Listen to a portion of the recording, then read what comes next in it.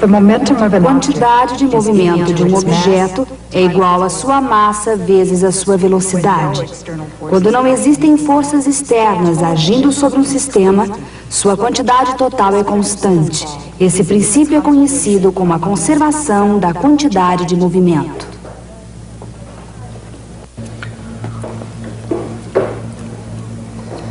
Um dos efeitos do julgamento de Galileu foi expulsar a revolução científica da Itália. Ela acabaria encontrando abrigo na pessoa de Isaac Newton, na Inglaterra. Mas no caminho para o norte, parou um pouco na França para visitar René Descartes. Não falamos muita coisa sobre ele até agora, porque não queríamos antecipar os acontecimentos. Descartar nem pular nenhum elo da história. Descartes trabalhou com linhas retas. Isso conduziu à invenção das coordenadas cartesianas, que receberam esse nome em homenagem a Descartes, embora ele não tenha sido seu inventor. E ao princípio da inércia, que Galileu não tinha deixado muito claro. Descartes foi um grande cientista e muito otimista. Acreditava que seria capaz de compreender tudo dentro de poucos anos, desde que observasse alguns poucos princípios racionais, os quais gentilmente passaria para nós. Uma coisa que se lhe deve é a ideia do universo mecânico. Um universo que chegaria ao seu destino observando leis mecânicas precisas. Como se fosse um relógio ou um requintado brinquedo. Mas a analogia não se aplica, pelo menos num aspecto importante. No relógio damos corda de vez em quando. Descartes não desejava esse tipo de interferência do Criador do seu universo. Desejava encontrar algum princípio que mantivesse o universo em eterno movimento. Ele não teve então a ideia de que a quantidade total do movimento no universo seria uma quantidade fixa. Se uma coisa tinha sua velocidade reduzida e atingia o estado de repouso, outro corpo precisava acelerar e começava a se mover. Essa ideia acabaria se transformando na lei de conservação da quantidade de movimento, e é esse exatamente o nosso assunto de hoje.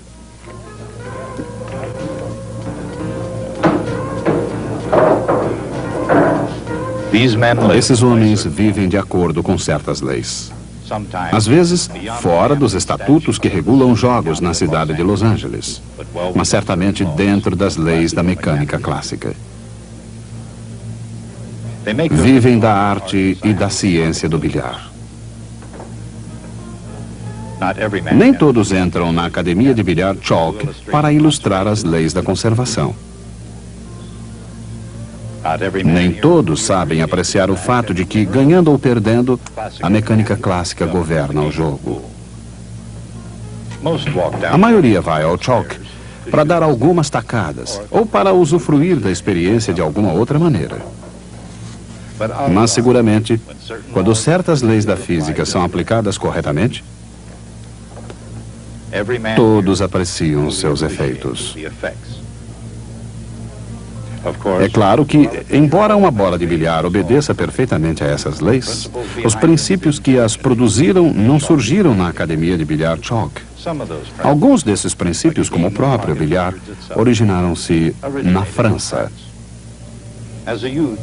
Como um jovem na França católica do início do século XVII, René Descartes aprendeu a amar os desafios da matemática como uma obra de Deus. Amava a força de um argumento bem fundamentado e a sensação maravilhosa da compreensão absoluta de um conceito. Mas Descartes viveu numa época em que, assim como hoje, as glórias de Deus e a força da razão nem sempre existiam em perfeita harmonia. Em 1600, quando Descartes, então um garoto de 4 anos, começou a entender a Europa em sua volta, um monge acadêmico chamado Giordano Bruno foi queimado numa estaca em virtude, entre outras coisas, de sua crença no sistema copernicano do universo. Finalmente, Descartes, como Galileu, acreditava nas ideias de Copérnico, mas ao contrário de Galileu, que foi julgado em Roma por falar de suas convicções para todo mundo, adiou a publicação de pontos de vista semelhantes quando eles contradiziam a Santa Madre Igreja. Para alguns estudiosos, Descartes é considerado um hipócrita covarde. Outros lembram dele como um católico sincero e devotado. Quanto a Descartes, ele provavelmente estava apenas lembrando do que acontecera a Giordano Bruno. De qualquer maneira, foi Descartes o primeiro a enunciar este princípio. A quantidade total de movimento no universo é constante. Se um corpo não sofrer qualquer interferência, ele se movimentará com velocidade constante e em linha reta. Essa é a lei da inércia. Uma ideia de Galileu, aperfeiçoada por Descartes. Mas quando um corpo encontra outro, ele faz mais do que apenas entrar em repouso. Ele transfere seu movimento para os outros corpos. A quantidade total de movimento é conservada. Embora Descartes tenha sido o primeiro, a essência de sua quantidade de movimento foi melhor expressa por Isaac Newton.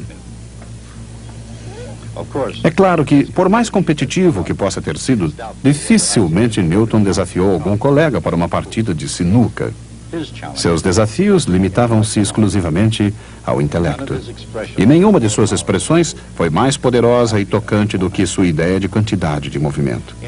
Em sua obra clássica, Principia, ele escreveu: a variação da quantidade de movimento é proporcional à força aplicada. Ela ocorre na direção da linha reta na qual a força é aplicada. Newton usou o termo movimento para indicar quantidade de movimento, que é calculado por velocidade de um corpo multiplicada por sua massa.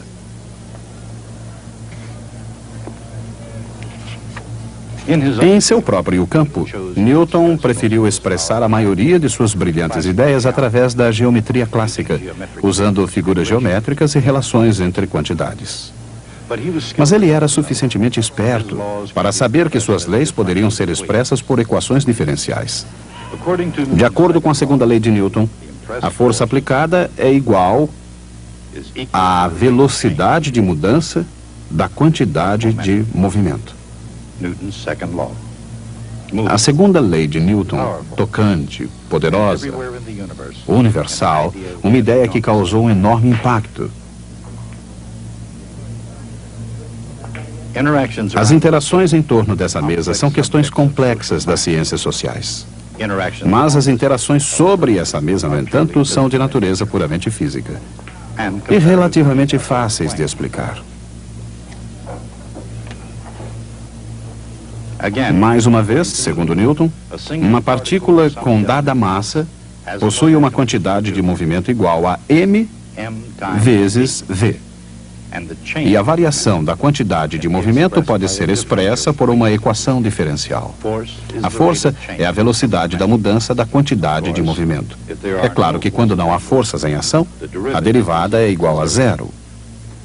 Assim, o vetor P é constante, o que significa que o movimento é uniforme.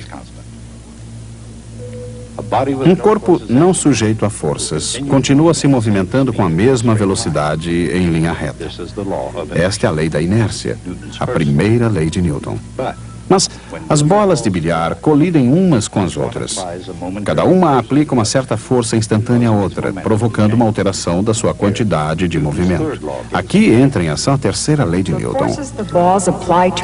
As forças que as bolas aplicam umas contra as outras são iguais e opostas. A mudança na quantidade de movimento de uma bola é igual e oposta à mudança na quantidade de movimento da outra.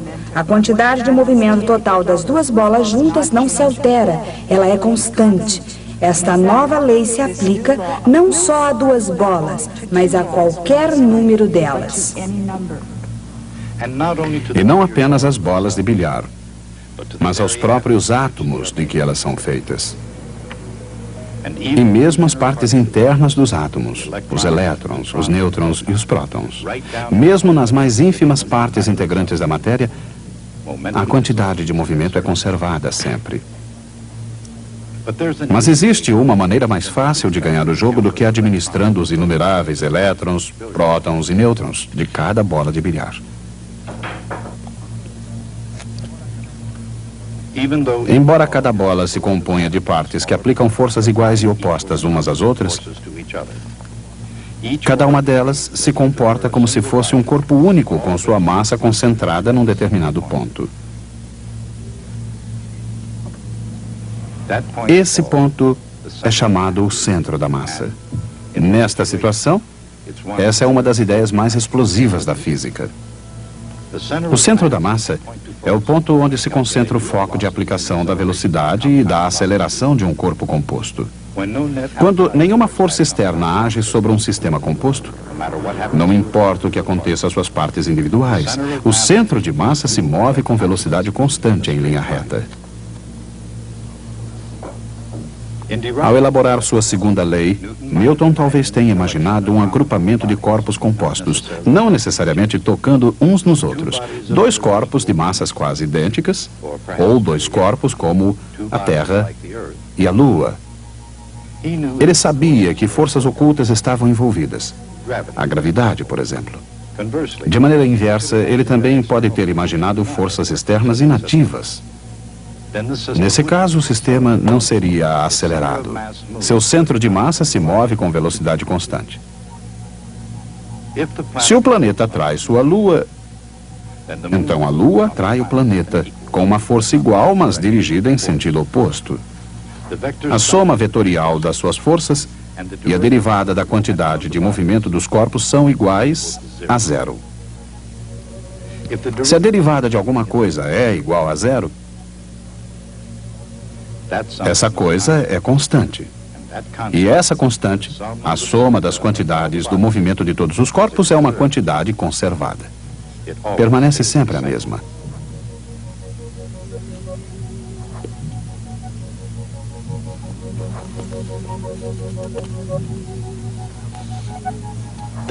Essa lei se aplica a 2, 3 ou mais corpos em todo o universo, no passado, no presente e no futuro.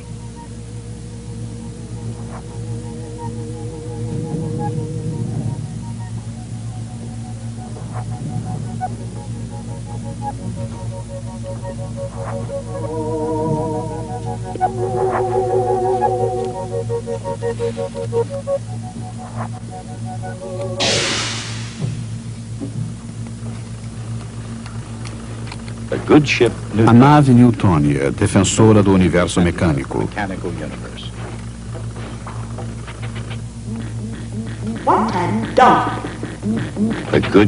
A nave newtônia talvez não seja um sistema de defesa da guerra nas estrelas. Mas no que se refere a manter as leis físicas do universo, quem disse que ela seria capaz de executar a tarefa? Usando força quando necessário? E, infelizmente, isso acontece sempre. A Newtônia dispara uma granada espacial em defesa das leis do universo mecânico, inclusive a lei de conservação da quantidade de movimento. A Newtônia recua. Essa ação e reação não devem ser confundidas com timidez sob o ataque. Ao atirar, quando a granada espacial sai do lançador, a Newtônia recua porque a quantidade de movimento total de qualquer sistema permanece constante. Vamos ver isso. Quando a bomba é disparada, ela desloca-se para um lado e a Newtônia para outro. Mas não importa qual seja a direção, quão intrincado o sistema, e não importa quais sejam seus componentes específicos, a conservação da quantidade de movimento continua valendo.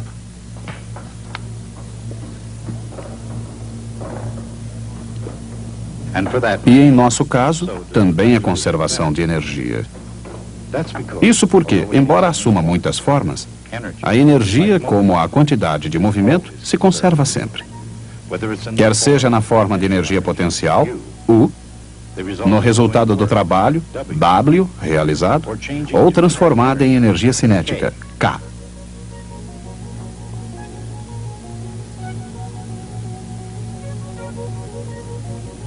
Ou se dissipando em alguma outra forma, calor, ou Q.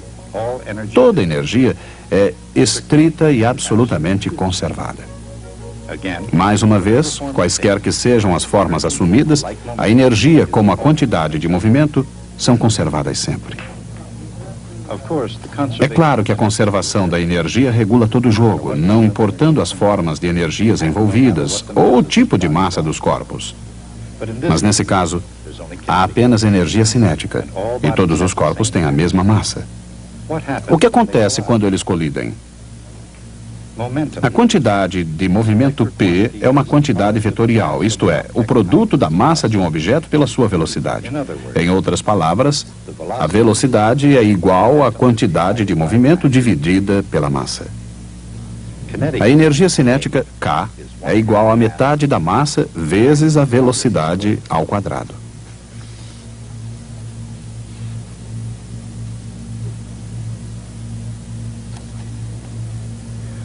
A energia cinética é, portanto, P ao quadrado sobre 2m. Tudo isso revela um dos grandes segredos não apenas da natureza, mas de como vencer no bilhar. Quando uma bola com um movimento P0 bate em outra em repouso, só existem dois resultados possíveis. Após a interação, as bolas têm quantidades de movimento P1 e P2. De acordo com a lei de conservação da quantidade de movimento P0, a quantidade de movimento inicial é igual à quantidade de movimento final, P1 mais P2. Essa é uma equação vetorial. Os três vetores formam um triângulo. Nesse caso, um triângulo muito especial. Na colisão entre bolas de bilhar, a única forma de energia envolvida é a energia cinética, desprezando-se o calor gerado pela colisão. Não apenas a quantidade de movimento é conservada, mas também a energia cinética. Como as massas são as mesmas, P0 ao quadrado igual P1 ao quadrado mais P2 ao quadrado. Mas este é o teorema de Pitágoras para triângulos retângulos. Em consequência, P1 é perpendicular a P2. Em outras palavras, quando uma bola de bilhar bate em outra, que está em repouso, elas se afastam em ângulos retos. Esse é um resultado possível.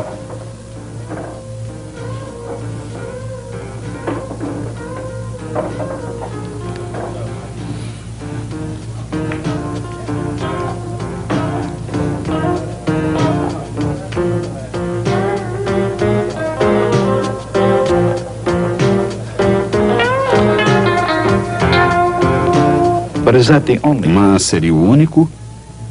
Não. Um jogador esperto sabe fazer as coisas acontecerem. Ele faz a bola girar, além de rolar.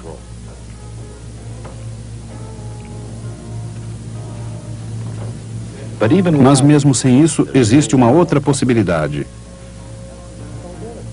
que funciona desde que não se queira que as bolas se afastem em ângulos retos.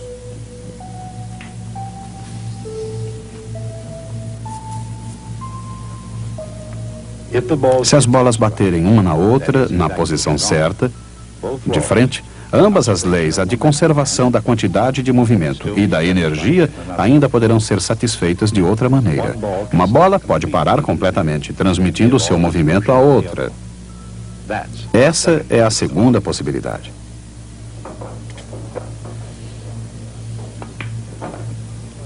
Isso é exatamente o que René Descartes quis dizer.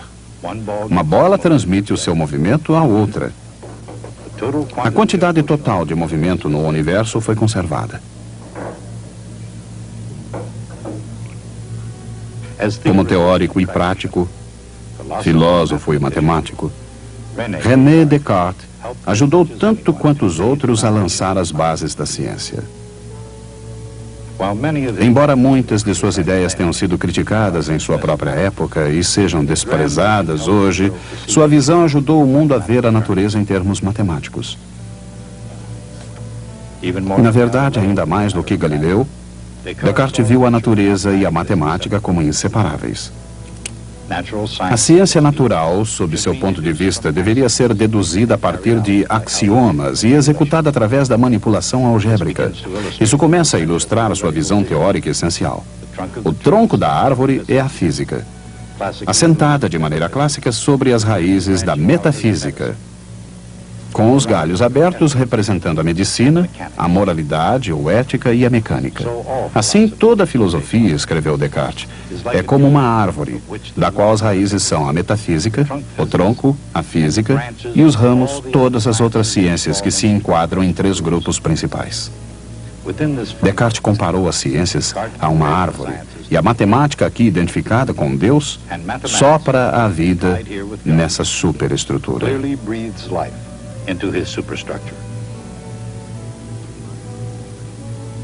Mais do que qualquer pessoa desde Aristóteles, Descartes buscou uma explicação para todos os fenômenos universais. Ele tentou encontrar uma matemática universal.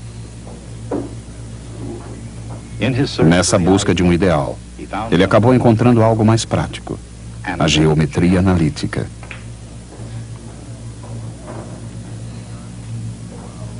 Descartes introduziu a álgebra simbólica no antigo tratamento geométrico e alterou para sempre o curso da matemática.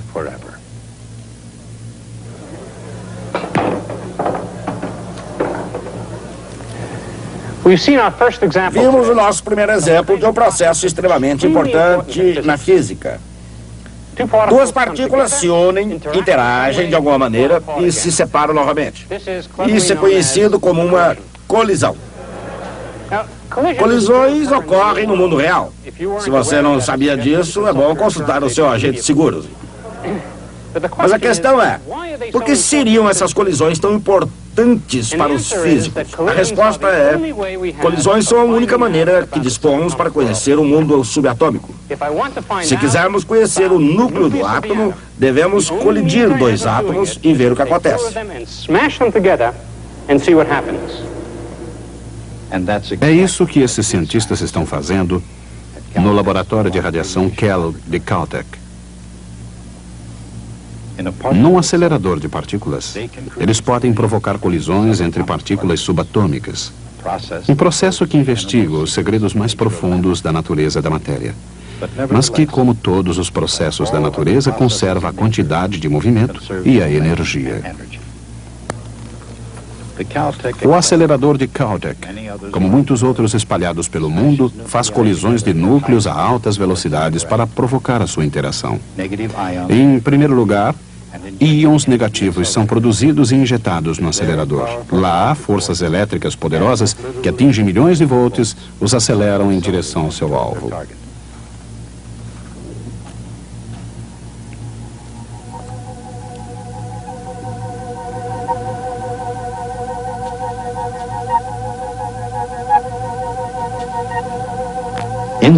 Dentro da câmara, existe um tubo através do qual o íon deverá passar, desde o ponto em que foi injetado até o terminal de alta voltagem e ainda mais além.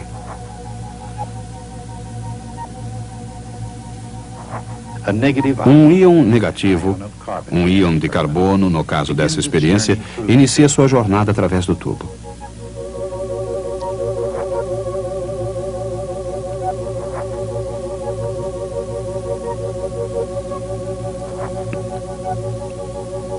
Um campo magnético dirige o íon nas curvas.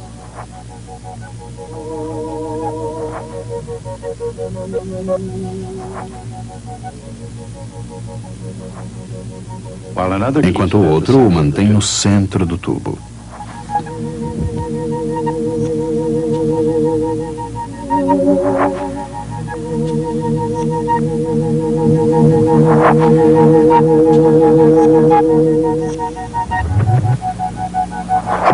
Ao se aproximar do terminal de alta voltagem, o íon adquire velocidade. No terminal de alta voltagem, moléculas o aguardam. O íon atinge inevitavelmente uma molécula e a colisão arranca alguns de seus elétrons, o que lhe confere carga positiva.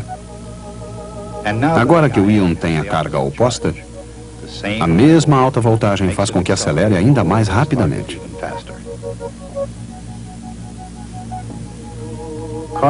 Íons de carbono são dirigidos através de um tubo com vácuo em direção ao alvo. Hélio. Essa reação nuclear determina as quantidades relativas de carbono e oxigênio, um passo crucial na evolução das estrelas. As leis que usamos hoje, de conservação de energia e quantidade de movimento, não são capazes de prever o que acontece em experiências como essa. Se isso fosse possível, não haveria sentido em fazer a experiência. Elas são indispensáveis para se determinar o que acontece, de maneira que possamos calcular o que queremos saber. Esse processo de estudar o mundo microscópico por meio de colisões de partículas parece uma atividade desprovida de qualquer delicadeza. Alguém já comparou a experiência a tentar aprender música ouvindo um piano que está caindo escada abaixo. É a única maneira que dispomos para descobrir o que acontece aos átomos e nos núcleos. Por isso é que as colisões são tão importantes para os físicos. Mas procure não se envolver em nenhuma colisão, hein? A quantidade de movimento de um objeto é igual à sua massa vezes sua velocidade. Quando corpos colidem uns com os outros, a quantidade de movimento total permanece constante. Em qualquer sistema sem forças externas, a quantidade de movimento é sempre conservada.